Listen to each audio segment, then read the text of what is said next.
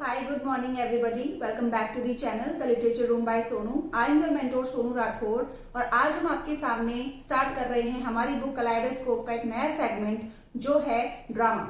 हमारे सिलेबस में 2 ड्रामास दिए हुए हैं, जिनमें से पहला ड्रामा जिसके साथ आज अपन डील करने वाले हैं वो है चंडालिका, रिटन बाय रविंद्रनाथ टैगोर।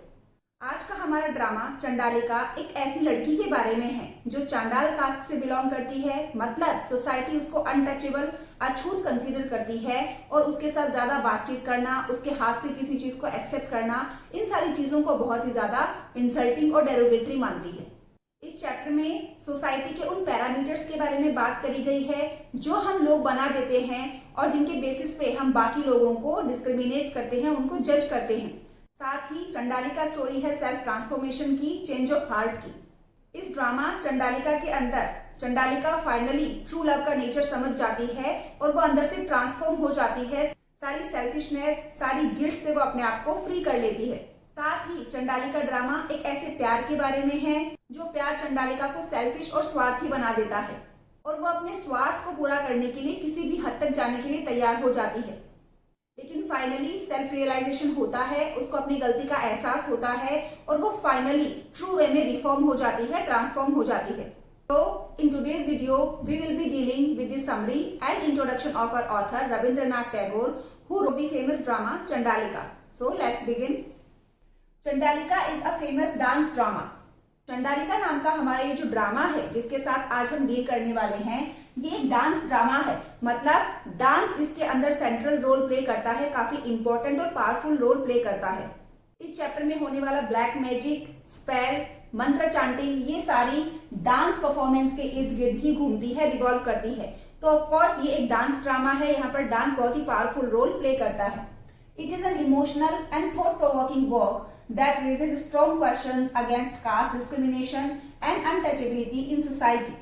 हमारा ड्रामा चंडालिका एक काफी इमोशनल ड्रामा है और हमारे माइंड में नई थॉट्स को पैदा करने वाला, मतलब हमको सोचने पे मजबूर कर देने वाला ड्रामा है, जहां पर हम स्ट्रॉन्ग क्वेश्चंस रेज करते हैं, काफी मजबूत सवाल हम उठाते हैं किन चीजों के खिलाफ। सोसाइटी में प्रेवेलेंट जो कास्ट डिस्क्रिमिनेशन है, जाति के आधार पर लोगों के बीच में जो भेदभाव किया जाता है, हायर और लोअर कास्ट के अकॉर्डिंग जो डिस्क्रिमिनेशन किया जाता है, उसके ऊपर हम क्वेश्चंस उठाएंगे इस ड्रामा को पढ़ने के बाद। मतलब ये ड्रामा हमको इतना फोर्स कर देगा, हमको सोचने पे मजबूर कर देगा उस कास्ट सिस्टम के बारे में जो हमारी सोसाइटी में प्रेवेलेंट है, आज भी चलता है। और हमारी सोसाइटी में जो अनटचेबिलिटी को प्रैक्टिस किया जाता है, अस्पृश्यता जिसको हिंदी में हम अछूत कहते हैं, उसको प्रैक्टिस किया जाता है।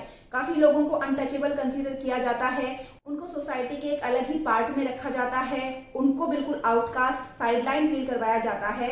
सारी चीजों के ऊपर अपन क्वेश्चंस रेज करने के एबल हो जाएंगे जब हम इस पूरे ड्रामा को पढ़ेंगे। At the same time it beautifully presents the theme of self respect, human dignity, love, desire, guilt and spiritual awakening.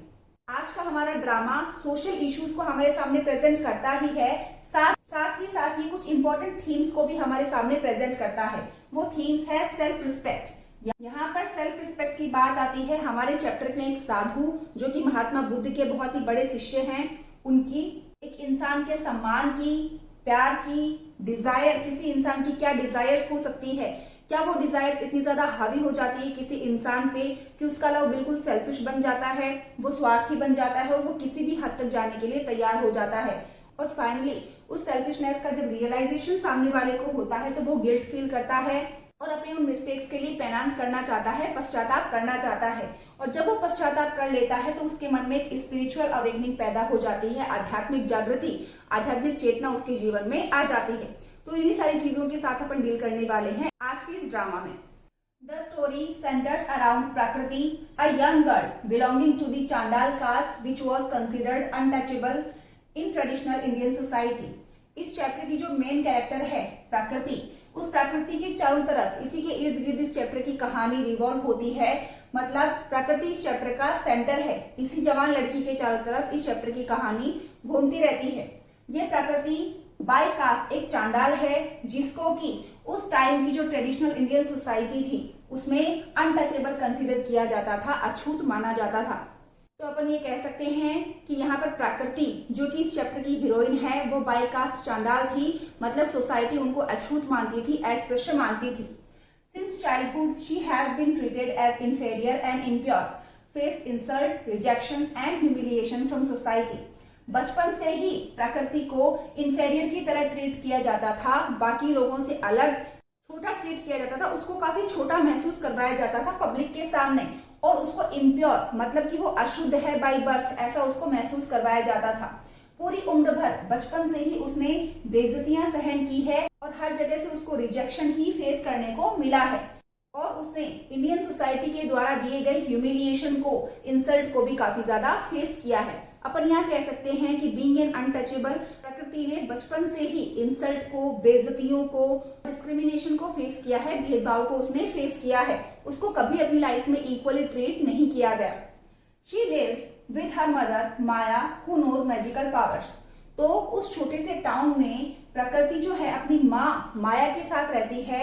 उसकी मदर माया मैजिकल पावर्स को जानती है, मतलब जादू टोना करना उनको आता है। One day, a Buddhist monk named Anand, who is a disciple of Gautam Buddha, comes near her house feeling thirsty and asks her for water. Prakriti becomes shocked because no upper caste person had ever accepted water from her. तो एक दिन क्या होता है, बुद्ध धर्म का एक संत जो कि गौतम बुद्ध का शिष्य था, जिसका नाम था आनंद, वो चलता चलता प्रकृति के घर के पास आता है। इसको काफी प्यास लगी थी और वो आकर प्रकृति से पानी मांगता है पीने के लिए। प्रकृति काफी ज्यादा शॉक हो जाती है, क्योंकि आज से पहले किसी भी ऊंची जात वाले आदमी ने, किसी भी अपर कास्ट के व्यक्ति ने कभी भी इससे पानी नहीं मांगा था, या फिर इनसे किसी भी चीज को या पानी को एक्सेप्ट नहीं किया था। तो वो इस फैक्ट को जानकर काफी हैरान हो जाती है कि किस तरीके से कोई साधु इसके पास आकर पानी की डिमांड कर रहा है। She hesitates and reminds Anand that she belongs to an untouchable caste, but he calmly tells her that all human beings are equal and no one is impure. तो यहाँ पर जो प्रकृति है वो थोड़ा हेजिटेट करती है, हिचकिचाती है, और आनंद को याद दिलाती है कि वो अनटचेबल कास्ट से बिलोंग करती है, मतलब वो एक चांडाल है, वो अस्पृश्य कंसीडर करी जाती है पूरी सोसाइटी के द्वारा। लेकिन यहाँ पे आनंद उसको बड़ी शांति से उसकी बातों का जवाब देता है कि इस दुनिया में सभी इंसान बराबर होते हैं, इक्वल होते हैं, कोई भी छोटा या बड़ा, ऊंचा या नीचा नहीं होता है, और इस दुनिया में कोई भी इम्प्योर नहीं है, सभी के सभी शुद्ध है। तो कोई भी इस दुनिया में अनटचेबल नहीं है, कोई भी अस्पृश्य नहीं है, सभी इंसान बराबर है। तो इस चीज में कोई डाउट नहीं है अगर वो इससे पानी मांग रहे हैं, क्योंकि वो प्रकृति को भी उसी तरह ट्रीट कर रहे हैं जैसे वो सोसाइटी के बाकी ह्यूमन बींग्स को ट्रीट करते हैं। His kind words awaken self-respect and confidence within her for the first time in her life. तो यहाँ पर गौतम बुद्ध के उस शिष्य आनंद की बात सुन के, उसकी थॉट्स को जानकर पहली बार जिंदगी में प्रकृति के मन में सेल्फ रिस्पेक्ट की फीलिंग आती है। उसको भी ऐसा लगता है कि वो भी एक इंसान है जिसको इक्वल ट्रीटमेंट मिलना चाहिए सोसाइटी के द्वारा। उसके अंदर कॉन्फिडेंस आता है, आत्मविश्वास आता है पहली बार उसकी जिंदगी में, क्योंकि उसकी पूरी लाइफ में उसको ऐसा किसी ने फील नहीं करवाया था। सभी ने उसको डाउनकास्ट, साइडलाइन और इम्प्योर महसूस करवाया था। ऑन दी अदर हैंड वो आनंद से काफी ज्यादा इम्प्रेस हो जाती है, क्योंकि आनंद ने उसके मन में इस फीलिंग का बीज बोया कि वो सोसाइटी में सभी लोगों के बराबर है और इक्वल है। हाउएवर, प्रकृति सून बिकम्स इमोशनली अटैच्ड टू आनंद।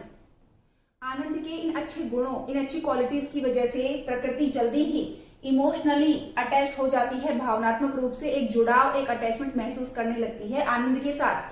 अपन यहाँ पे ये कह सकते हैं कि प्रकृति आनंद के उन अच्छी क्वालिटीज, उसकी सोच को, उसके गुणों को जानकर उसके प्रति अट्रैक्ट हो जाती है। His kindness leaves such a deep impact on her heart that she starts longing to see him again. आनंद ने उस कुएं के पास पानी लेते समय प्रकृति के प्रति जो काइंडनेस दिखाई थी, जो अपनी सोच दिखाई थी, जो दयालुता दिखाई थी, उसका इतना गहरा प्रभाव प्रकृति के ऊपर पड़ता है, उसके दिल पे पड़ता है कि वो फिर से लॉन्गिंग करने लगती है, इच्छा जाहिर करने लगती है, डिजायर करने लगती है कि वो वापस से आनंद से मिलना चाहती है, उसको देखना चाहती है। Her admiration slowly turns into intense love and obsession. और उसका ये जो अट्रैक्शन है, उसका ये जो रुझाव, उसका जो अटैचमेंट है आनंद के लिए, वो अटैचमेंट, वो अट्रैक्शन धीरे धीरे अटूट प्यार और ऑब्सेशन में, सनक में बदल जाता है, पागलपन में बदल जाता है। Unable to control her emotions, she asks her mother Maya to use magic to bring Anand back to her. क्योंकि अब प्रकृति आउट ऑफ कंट्रोल हो चुकी है, उसका अपने इमोशंस पे, अपनी फीलिंग्स पे कोई भी कंट्रोल नहीं है, तो वो अपनी मदर के पास जाती है। उसकी मदर माया, जो कि ब्लैक मैजिक करना जानती है, मैजिकल पावर्स है उनके पास में, तो वो अपनी मदर माया के पास जाती है और वो कहती है कि तुम अपनी मैजिकल पावर्स का यूज करके आनंद को मेरे पास लेके आओ, क्योंकि मैं उसको अपने पास चाहती हूँ। She casts a magical spell and Ananda begins to suffer mentally and spiritually because of the unnatural force pulling him towards Prakriti. यहाँ पर प्रकृति की मदर माया एक मैजिकल स्पेल, एक जादू टोना करती है आनंद के ऊपर और आनंद मानसिक रूप से और आध्यात्मिक रूप से सफर करने लग जाता है, टॉर्चर महसूस करने लग जाता है उस जादू के प्रभाव की वजह से, और वो खींचा चला आता है प्रकृति की तरफ। वो ऐसा जानबूझकर नहीं करता, लेकिन इस काले जादू के प्रभाव की वजह से, इस अननेचुरल अप्राकृतिक फोर्स की वजह से, दबाव की वजह से वो एक कंपल्शन अपने ऊपर महसूस करता है और वो ना चाहते हुए भी प्रकृति की तरफ खींचा चला आता है। When Prakriti sees his pain and helplessness, she realizes that her love has become selfish. जब प्रकृति देखती है कि इस मैजिकल स्पेल की वजह से आनंद कितना ज्यादा दर्द महसूस कर रहा है, कितना ज्यादा असहाय हो गया है और बिना किसी ताकत के बिल्कुल कमजोरी से हताश होकर उसकी तरफ खींचा चला आ रहा है, ना चाहते हुए भी, तो उसी मोमेंट पे प्रकृति को रियलाइज हो जाता है, महसूस हो जाता है कि उसका प्यार बहुत ज्यादा सेल्फिश बन चुका है, स्वार्थी बन चुका है, कि वो सामने वाले की भावनाओं को भी कंसिडर नहीं कर पा रही और फोर्सफुली आनंद को अपनी तरफ बुला रही है। She feels guilty and understands that true love can't be forced. इस टाइम पे प्रकृति काफी ज्यादा गिल्टी महसूस करती है और वो ये बात समझ जाती है कि अगर प्यार सच्चा हो तो उसको सामने वाले पे थोपने की या फोर्स करने की हमें जरूरत नहीं पड़ती। Finally she asks her mother to free Anand from the spell. Finally इस रियलाइजेशन के बाद वो अपनी मदर माया से रिक्वेस्ट करती है कि वो मैजिकल स्पेल चांट करना बंद कर दे और आनंद को इस स्पेल से, इस जादू टोने से फ्री कर दे। At the end, प्रकृति experiences inner transformation and spiritual awakening. इस चैप्टर के लास्ट में, इस ड्रामा के लास्ट में, इन सारे एक्सपीरियंसेस की वजह से प्रकृति महसूस कर पाती है अपने अंदर एक बहुत बड़े बदलाव को, आध्यात्मिक जागृति को, आध्यात्मिक चेतना को। मतलब यहाँ पे आनंद के प्रभाव में आके प्रकृति को सत्य का ज्ञान हो जाता है कि ट्रू लव का नेचर आखिर क्या होता है। The story conveys a strong message that every person deserves equality, dignity and respect, regardless of caste or social status. इस चैप्टर के थ्रू हमारे सामने बहुत ही स्ट्रॉन्ग मैसेज कन्वे किया है रविंद्रनाथ टैगोर ने। वो मैसेज ये है कि इस दुनिया में हर एक इंसान का हक है समानता पाने का, सम्मान पाने का और रिस्पेक्ट, वो डिग्निटी पाने का। मतलब सभी लोगों को इक्वल वे में ट्रीट किया जाना चाहिए विद ड्यू रिस्पेक्ट, और हमें किसी के भी साथ कास्ट के बेसिस पे या सोशल स्टेटस जो होता है, हाई क्लास लो क्लास, इस बेसिस पे किसी के भी साथ डिस्क्रिमिनेशन या भेदभाव नहीं करना चाहिए। This drama beautifully combines social criticism with deep emotional and spiritual values. इस चैप्टर में दो चीजों को बहुत ही अच्छे तरीके से कंबाइंड करके, इंटरव्यू करके हमारे सामने प्रेजेंट किया गया है। वो दो चीजें हैं सोशल क्रिटिसिज्म। ये ड्रामा एक तरह से सोसाइटी के अंदर जो भी एविल्स प्रेवलेंट है, जो भी बुराइयां व्याप्त है, उन बुराइयों के खिलाफ एक क्रिटिसिज्म है, क्रिटिसाइज करती है, आलोचना करती है उन बुराइयों को, और उनमें सबसे बड़ी बुराई है अनटचेबिलिटी या सोशल डिस्क्रिमिनेशन। और वहीं पे दूसरी तरफ ये चैप्टर भावनात्मक और आध्यात्मिक वैल्यूज को, आध्यात्मिक जागृति को भी इंपॉर्टेंस देता है। So here we are done with the summary of our first drama Chandalika, that is a dance drama written by Rabindranath Tagore. इस ड्रामा में हम पढ़ने वाले हैं सेल्फिश लव के बारे में, इनर ट्रांसफॉर्मेशन के बारे में and very interestingly black magic के बारे में। Now let's move on towards the introduction of our writer Rabindranath Tagore. Now let's continue with the introduction of our famous writer Rabindranath Tagore. Tagore was a poet, novelist, short story writer and dramatist. Rabindranath Tagore ने literature की field में काफी अलग अलग forms के तौर पे काम किया है। वो एक पोएट भी थे, काफी सारी पोएम्स उन्होंने लिखी है, नोवेलिस्ट भी थे जिन्होंने काफी सारे उपन्यास लिखे, काफी सारी शॉर्ट स्टोरीज भी लिखी, और एट द सेम टाइम वो ड्रामेटिस्ट भी थे। उनका फेमस ड्रामा चंडालिका हमारे सामने है, आज हम इसी को पढ़ रहे हैं। He was awarded the Nobel Prize for Literature in 1913. उनके फेमस वर्क गीतांजलि के लिए उनको 1913 में लिटरेचर की फील्ड में नोबेल प्राइज दिया गया, उससे सम्मानित किया गया। Tagore's interest in drama was fostered while he was a boy, for his family enjoyed writing and staging plays.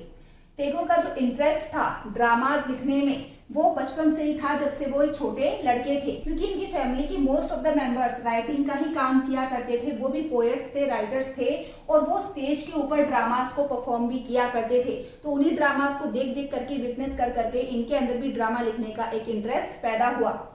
The music in his plays is instrumental in bringing out the delicate display of emotion around an idea. इसके dramas में जो भी music play किया जाता है, background music जो भी play किया जाता है, वो म्यूजिक काफी ज्यादा इंस्ट्रूमेंटल होता है, काफी फंडामेंटल रोल प्ले करता है, क्योंकि उसी म्यूजिक की वजह से उस ड्रामा में जो भी आइडिया परफॉर्म किया जा रहा है और उसी आइडिया के इर्द गिर्द लोगों के जो भी इमोशंस रिवील हो रहे हैं, वो सारे इमोशंस को बाहर निकालने में, ऑडियंस के सामने प्रेजेंट करने में वो बैकग्राउंड म्यूजिक काफी ज्यादा इंपॉर्टेंट और सिग्निफिकेंट रोल प्ले करता है। The central interest in his plays is the unfolding of characters, of the opening up of the soul to enlightenment of some sort. इसके ड्रामास के अंदर जो सेंट्रल इंटरेस्ट है किसी भी ऑडियंस का, वो तब रिवील होता है, वो तब अराइज होता है जब धीरे धीरे इसके ड्रामा के जो कैरेक्टर्स हैं वो अनफोल्ड होने लगते हैं, उनकी आइडेंटिटी रिवील होने लगती है, उनके बारे में धीरे धीरे ऑडियंस को पता चलने लगता है। तभी इसके ड्रामास के अंदर ऑडियंस का इंटरेस्ट पैदा होता है, और उन कैरेक्टर्स के थ्रू धीरे धीरे रविंद्रनाथ टैगोर अपनी ऑडियंस की सोल को, उनकी आत्मा को एनलाइटनमेंट की तरफ लेके जाता है, अवेकनिंग की तरफ लेके जाता है, जागृति, चेतना या मोक्ष की तरफ लेके जाता है। तो टैगोर का लिखा हुआ चंडालिका ड्रामा जब हम पढ़ेंगे तो हमको एक तरह का एनलाइटनमेंट, मोक्ष या जागृति या चेतना महसूस होगी, क्योंकि यहाँ पर सोशल एविल्स को तो क्रिटिसाइज किया ही गया है, साथ ही साथ हमें एक रियलिटी चेक भी दिया गया है कि ट्रू लव का नेचर क्या होता है, सेल्फिश लव किस तरीके से रिएक्ट करता है। इस तरह रविंद्रनाथ टैगोर अपनी ऑडियंस की सोल को एनलाइटनमेंट की तरफ लेके जाते हैं, स्पिरिचुअल अवेकनिंग की तरफ लेके जाते हैं। So dear students, I hope you have got a basic idea of the story Chandalika, and here we are done with the introduction of our author Rabindranath Tagore and summary of our drama Chandalika. We will meet you in our next video with detailed explanation of the same drama Chandalika. Till then, goodbye and have a nice day. And if you find this video helpful, don't forget to share, subscribe and like. Thank you very much.